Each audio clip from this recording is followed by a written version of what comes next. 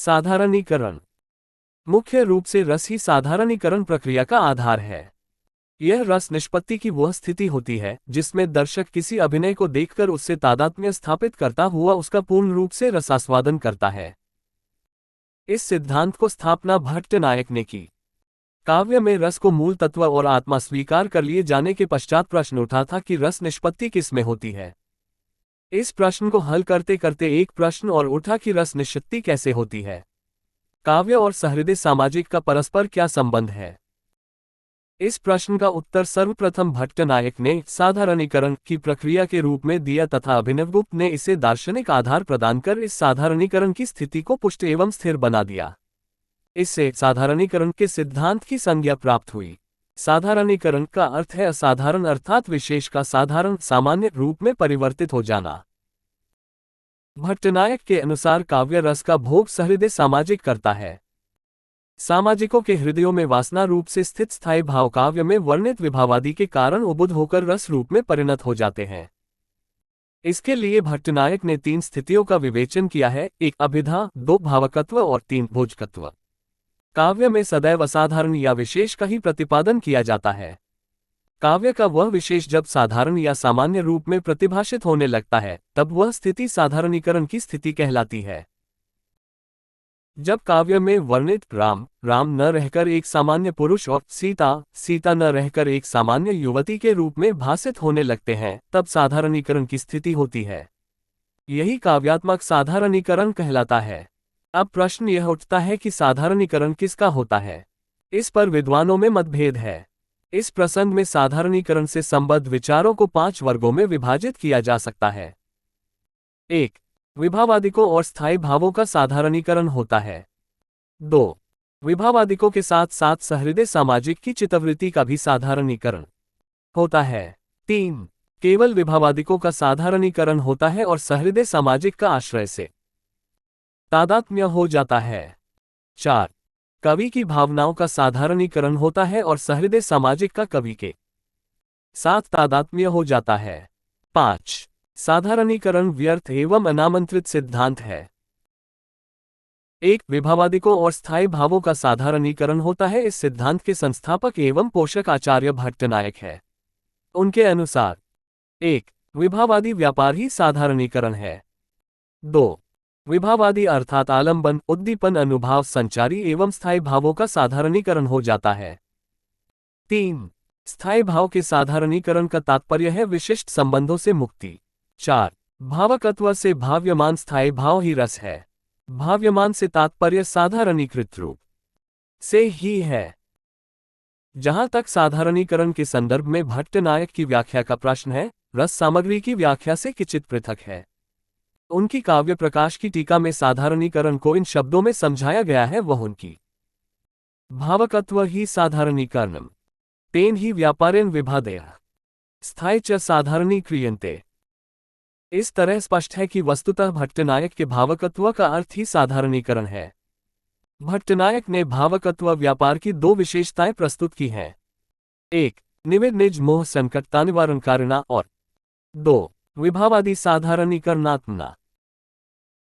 जब तक प्रमाता अपने आप को काव्य की विषय सामग्री से पृथक या असंपृक्त रखेगा तब तक वह उस आनंदमय चेतना का अवलोकन नहीं कर पाएगा जिसे प्रकारांतर में रस कहा जाता है।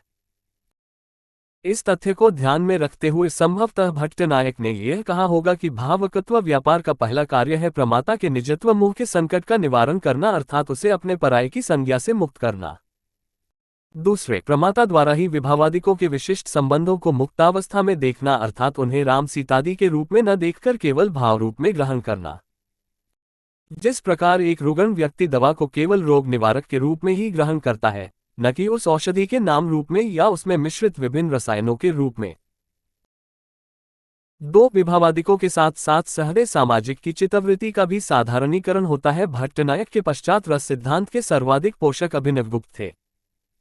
इन्होंने भट्टनायक के रस संबंधी विचारों को मूल रूप में तो स्वीकृति दी किंतु उनकी व्याख्या अपने अनुसार की है, बल्कि यूँ कहना चाहिए कि उन्हें दार्शनिकता से आवृत कर दिया। दूसरी ओर उनके विचारों में संशोधन भी किया तथा उन्हें तर्कसम्मत स्पष्ट रूप भी प्रदान किया। अभिनवगुप्त के अनुसार 1 विभावादिकों का ही साधारणीकरण नहीं होता, बल्कि स्थायी भाव का भी साधारणीकरण होता है। विभावादिकों के साधारणीकरण के कारण ही स्थायी भाव का साधारणीकरण होता है। 2. स्थायी भाव के साधारणीकरण से तात्पर्य है देशकाल के बंधनों से मुक्ति। साधारणीकरण की स्थिति में विशेषत्व का अभाव हो जाता है, क्योंकि विशेषत्व ही सुख दुख का कारण होता है। उस विशेषत्व के अभाव में ऐन्द्रिक सुख दुख की भावना नष्ट हो जाती है। 3. भाव का साधारणीकरण व्यक्तिनिष्ठ न होकर समष्टिनिष्ठ होता है, क्योंकि सभी सामाजिकों में संस्कार रूप से समान भाव की स्थिति वासना रूप में विद्यमान रहती है, अतः यह साधारणत्व परिमित नहीं होता। 4. साधारणीकरण का अर्थ है सुख दुखात्मक अनुभूतियों एवं देशकाल के संबंधों से मुक्ति। साधारणीकरण का आधार है रस। रसवादी आचार्य भट्टनायक साधारणीकरण में दर्शन का भी सहारा लेते हैं। इसकी अभिपुष्टि उनकी रस संदर्भित अवधारणा से भी होती है। भारतीय और पाश्चात्य काव्यशास्त्र की पहचान पुस्तक में प्रो हरिमोहन कहते हैं, भट्टनायक के मत का उल्लेख अभिनव भारती में मिलता है। उनके अनुसार रस न प्रतीत होता है, न उत्पन्न होता है और न अभिव्यक्त होता है। अतः रस न स्वगत है, क्योंकि करुण रस में सामाजिक को डक का अनुभव न होकर आनंद का ही अनुभव होता है, न परगत है, क्योंकि परगत मानने पर सामाजिक का उस भाव से संबंध ही क्या रहेगा। वह उदासीन हो जाएगा, न प्रतीति है और न परोक्ष। वह अनुकृति अभिव्यक्ति से भी भिन्न मात्र भाक्त व्यापार है। यह अवधारणा भट्टनायक की दार्शनिकता की सूचक है।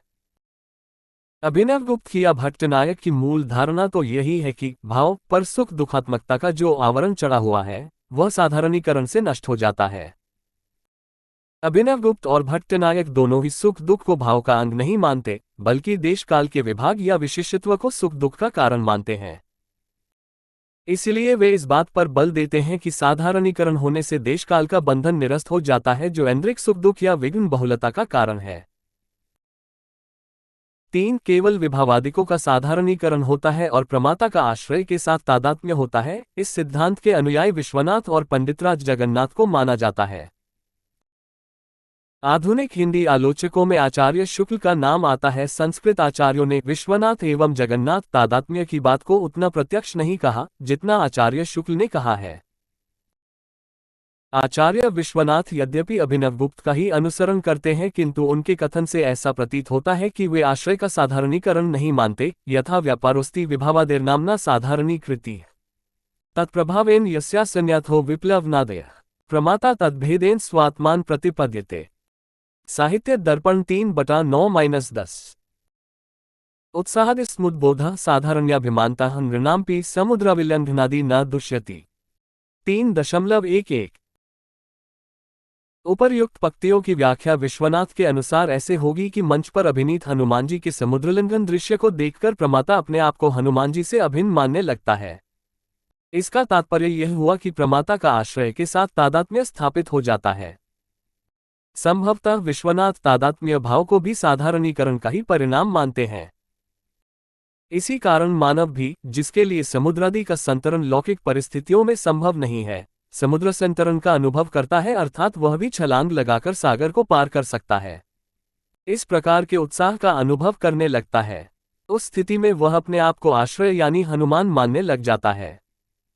इन्हीं के पश्चात हुए पंडितराज ने भी प्रकारांतर से प्रमाता का आश्रय के साथ तादात्म्य माना है।